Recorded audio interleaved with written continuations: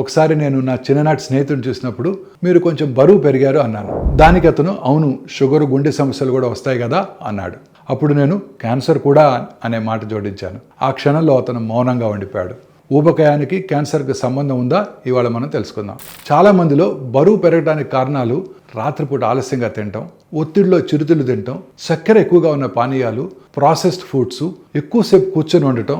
ఇలా జరిగినప్పుడు శరీరంలో అదనపు కొవ్వు నిల్వ అవుతుంది, ముఖ్యంగా పొట్ట చుట్టూ.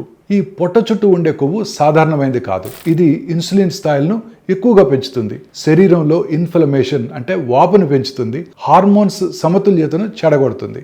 ఇలాంటి పరిస్థితి సంవత్సరాల తరబడి కొనసాగినట్టయితే రొమ్ము, పేగు, కాలేయము, ప్యాంక్రియాసు, గర్భాశయ క్యాన్సర్ల ప్రమాదాన్ని గణనీయంగా పెంచుతుంది. ప్రపంచవ్యాప్తంగా ఊబకాయం కనీసం 13 రకాల క్యాన్సర్స్తో ముడిపడి ఉంది.